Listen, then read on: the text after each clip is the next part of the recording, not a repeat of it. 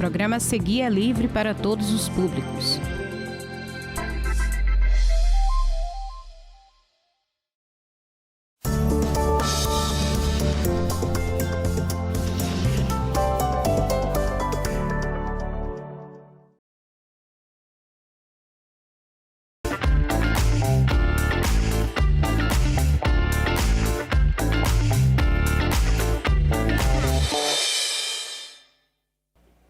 Olá, tudo bem?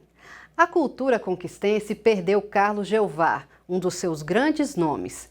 E nós trazemos um pouco da história do teatro na cidade com o documentário Carlos Jeová, do então estudante do curso de jornalismo Leonardo Fernandes. O documentário é fruto da disciplina de projetos experimentais em jornalismo, orientado pelo professor José Duarte e apresentado como requisito parcial de avaliação do curso de jornalismo.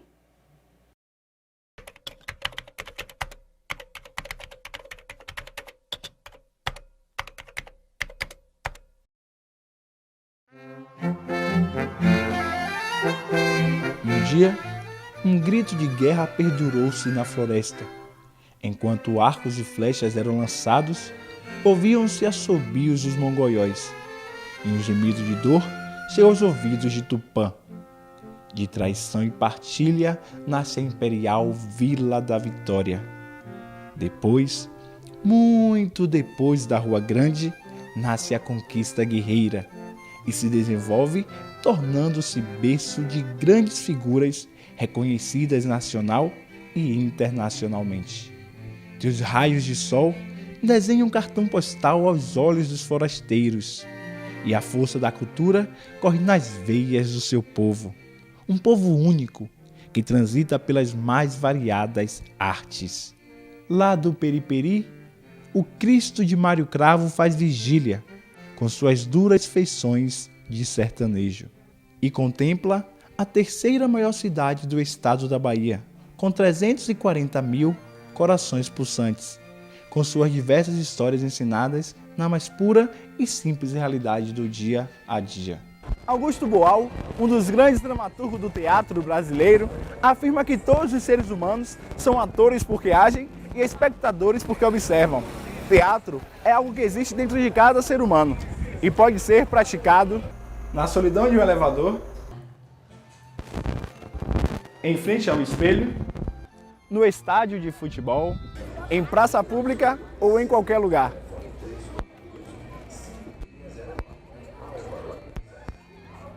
Até mesmo dentro dos teatros. Luz, câmera, ação! Ser ou não ser? Eis a questão. O teatro é a arte de representar que imita a vida. Monsenhor Olímpio, recém-chegado das Minas Gerais, ele preparou na frente da igreja uma palhoça e, pela primeira vez, ele aconchegou a população em frente da igreja para assistir um drama. E começou o drama 8 horas depois da missa. E começou a cena. O padre Monsenhor Olímpio ofereceu e anunciou uma história verdadeira. Todo mundo queria saber que história verdadeira era aquela. E, de repente, aparece em cena um dos piores assassinos que Conquista já teve. Galo de Janeiro. Galo de Janeiro chegou amarrado como prisioneiro, né? E facilitaram, deram muita liberdade ao Galo de Janeiro. Ele conseguiu desvencilhar das cordas e correu. Correu o povo, pega o Galo de Janeiro, e a cena do teatro continuou. Pega Galo de Janeiro, cuidado, assassino. Eu conversava de um lado, conversava de outro. Aí o padre, muito inteligente, dizia que estava iniciando ali um diálogo entre a população e o criminoso, né? E a reação do povo contra o criminoso. De repente, as candeias, os lampiões apagaram-se e Galo de Janeiro passou correndo em frente da plateia.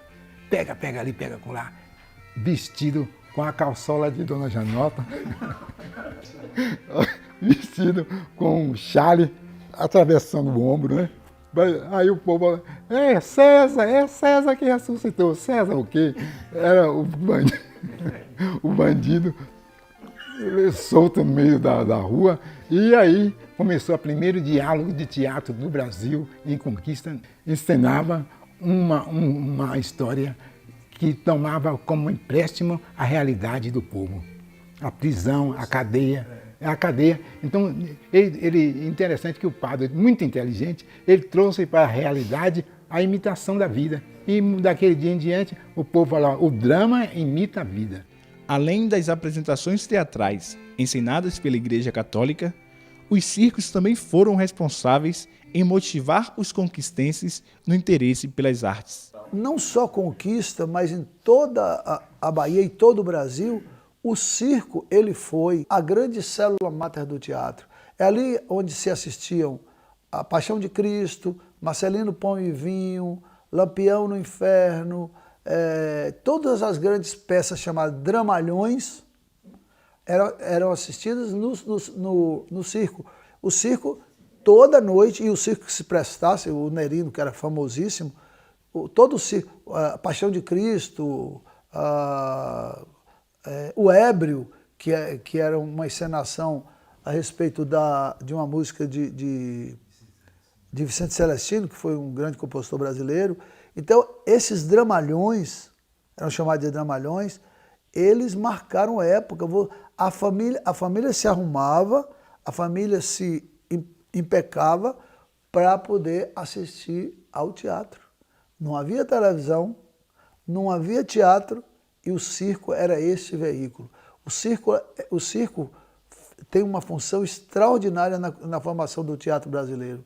E assim com Procópio Ferreira, com Paulo Gracindo, eles usavam muito deste céu de lona para poder apresentar a sua arte. Décadas depois, surge o primeiro grupo de teatro de Vitória da Conquista. Formado com atores da sociedade, artistas, filhos de comerciantes, caixeiros viajantes.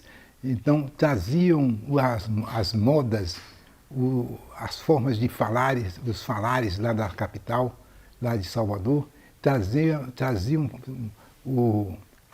histórias que eram representadas no Grêmio Dramático Castro Alves, sob a direção de Dr. Crescêncio Silveira, Agemiro Silva, atores da velha guarda, Ivo Moreira, Aníbal Lopes Viana, Bruno Bacelar, esses cavaleiros do passado contribuíram para a formação da nossa identidade cultural. Nós temos 100 anos de teatro. 1914 foi o primeiro grupo de teatro subiu ao palco em Conquista. Há 100 anos, as mulheres eram proibidas de fazer teatro. As mulheres que participavam do teatro em Conquista eram tidas como raparigas, as raparigas do teatro. Mas era uma forma de ofender a coragem dessas primeiras atrizes, como Pombinha, Dona Pombinha, que foi a pioneira no teatro de Conquista e que trouxe novidades como cenas que antecediam com o cálice de vinho, a via sacra, a representação dramática que faziam em praça pública na época. O amor supera as dificuldades. Engana-se quem pensa que vida de artista é fácil, principalmente no início da carreira. Tudo por amor ao público e pelo prazer de ver a casa cheia. A gente saía carregando as coisas nas costas, muita gente, para apresentar nas casas, num canto, em outro.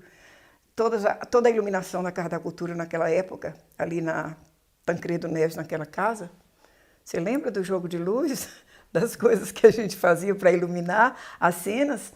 Então foi assim, uma participação e um aprendizado muito bom para mim. Aqui se fazia teatro na rua, aqui se fazia teatro num lugar baldio ali, onde Jeová conseguiu com a prefeitura fazer o presépio vivo. A coisa era absolutamente mambembe. A coisa aqui era feita assim, atabalhoadamente. Não existia um espaço para se fazer isso. Era uma casa velha que ele conseguiu lá e fazia os saraus, chamado Encontros Líteros Musicais. Eu tive a honra de participar disso aí também. Mesmo com os problemas técnicos e a necessidade de um espaço para ensaiar, o grupo Avante Época participou do primeiro festival de teatro da Bahia. Temos o grupo Avante Época, que se deslocou de Conquista para Salvador, num festival concorrido por 60 cidades, 60 grupos da capital e do interior, e saiu vencedor com a peça Transe, de Ronald Hadi. Foi um resultado positivo para o teatro do interior da Bahia. Pela primeira vez, Conquista recebia um troféu de melhor espetáculo de teatro no Vila Velha. Apesar de, naquela época, ter poucos grupos de teatro, a rivalidade já era presente. Tinha 2 grandes grupos de teatro aqui na minha época. Era o Teatro Carlos Jeová e o Grupo Batalha. E quem trabalhava no Teatro Carlos Jeová, com Jeová, geralmente não trabalhava no grupo Batalha, de Judas e Leite, que ambos eram maravilhosos. E eu, como sempre, fui muito rebelde e queria aprender com todos, porque todos eles sabem muito e iam ensinar para mim, né? Eu ia aprender com eles. Eu trabalhei no grupo de Jeová durante um período. Quando eu achei que eu já tinha aprendido o que para mim no momento era suficiente, eu fui experimentar trabalhar no Batalha com Judas e Leite, Sona Leite, pessoas maravilhosas, super talentosas. Os artistas conquistenses também sofreram com a ditadura. Fui presa várias vezes, fui no teatro de rua. Na última vez em Conquista foi em 85. Era um casal, chamava-se Tumé e Durvalina, um casal de nordestinos. E eles interpretavam e ao mesmo tempo eles saudavam o Teatro Nacional, o Teatro do Brasil. Quando eu fui presa em Valmã, pra você ter uma noção, o povo quase que queria linchar os soldados. Todo o movimento cultural da cidade passou a ser no teatro, porque nós não tínhamos. A escola normal fechou o espaço, porque a gente era de oposição. E a escola normal estava na situação, na época que era a ditadura, né? Então, era a pessoa ligada à ditadura que dirigia a escola normal. Aí não cedia a pauta para o grupo Avante Época, por ele ser de oposição. Aí a gente só tinha 2 espaços aqui para apresentar peça, ou no Paulo VI, no auditório Paulo VI, ou na Câmara de Vereadores. Os Fuzis da Senhora Teresa Carrá, que foi um texto censurado, nós tivemos que deslocar pessoas nossas de Conquista para Salvador, nas tentativas de buscar a liberação do texto, e Ezequias fez, como sempre, peripécias com ofertas de carne de sol. Ezequias levou a carne de sol toda para Salvador para trocar pela liberdade do Fuzis da Senhora Teresa Carrá. Hoje nós estamos acompanhando uma nova fase dos acontecimentos culturais da cidade, onde as pessoas não mais buscam produzir um teatro da década de 60, da década de 70, anos difíceis da ditadura militar, onde nós éramos caçados e os textos proibidos de encenar. Hoje nós não temos mais esse tropeço pela frente, essa pedra pela frente. E, no entanto, as divagações, as poucas iniciativas da população e dos governantes. A cidade foi se desenvolvendo, aumentando os grupos e as manifestações culturais, surgindo a necessidade de um espaço para ensaios e apresentações das produções artísticas. Foi a grita da classe artística conquistense. Foi esta grita da classe artística que fez com que o prefeito se movimentasse e tirasse aquela parte ali e fizesse aquele espaço.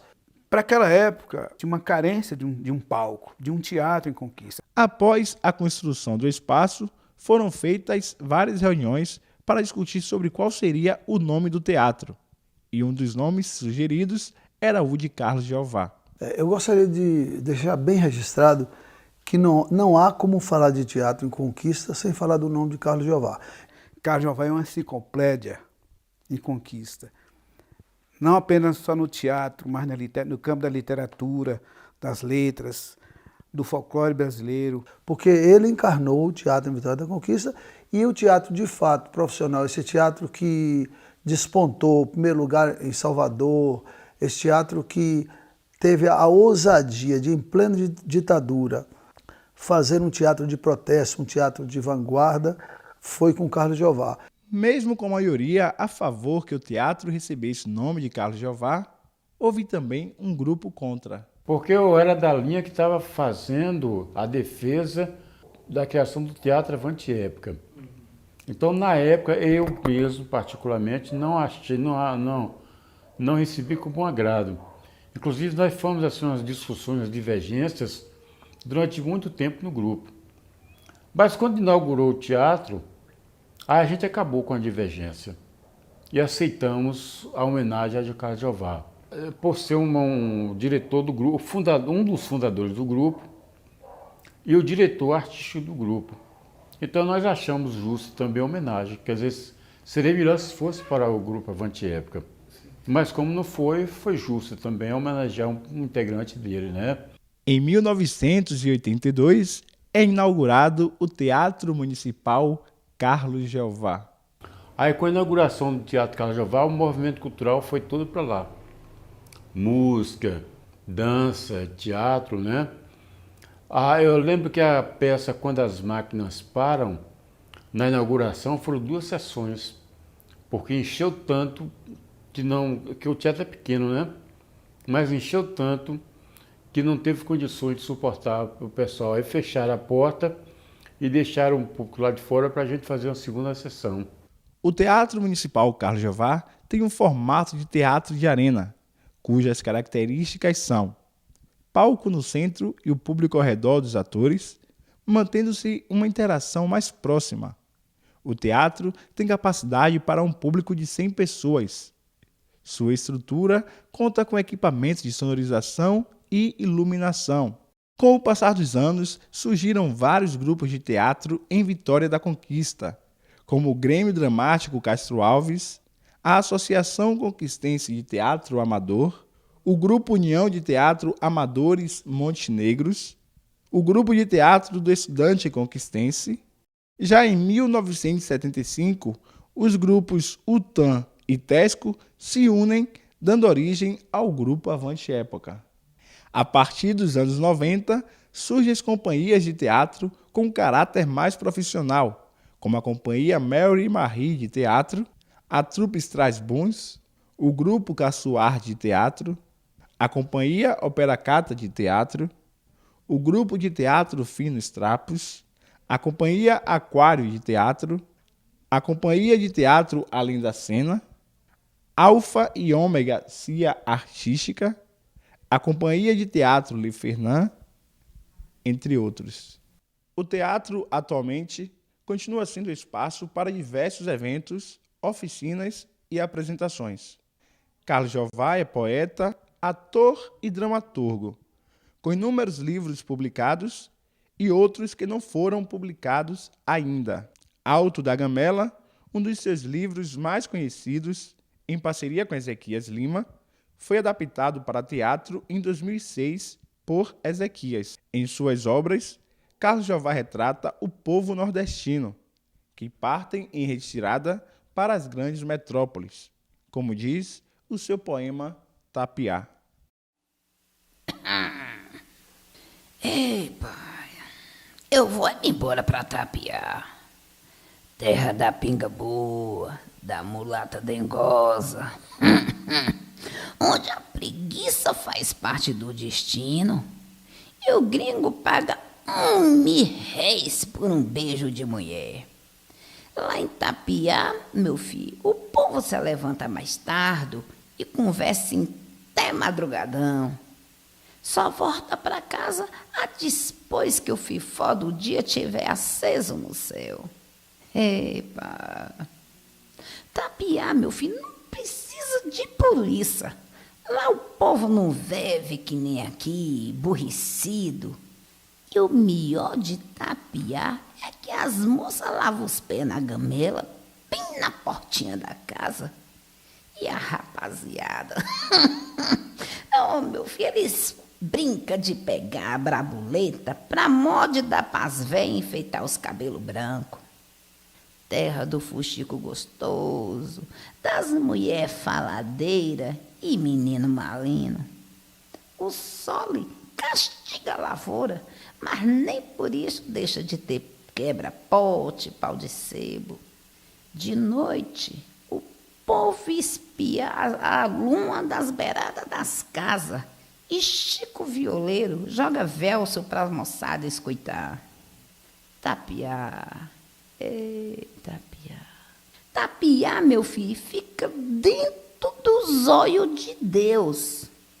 O povo espera as eleições para modo de pagar as dívidas. As moças beliscam o zóio para a rapaziada. E a rapariga do gringo, égua fogosa, é atrevida no amor. E solta risadas gostosas, com a barriga cheinha de pinga. Oh, meu filho. Epa, Tapiá vai ser o último lugar no mundo a ouvir no rádio a notícia que o mundo vai acabar.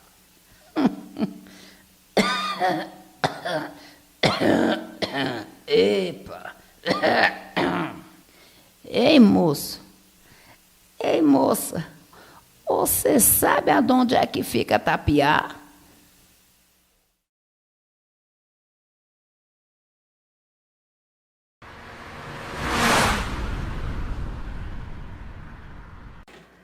O CineLab de hoje fica por aqui. Para rever o documentário do jornalista Leonardo Fernandes e outros vídeos produzidos pelo curso de jornalismo aqui da UESB, acesse o nosso canal do YouTube.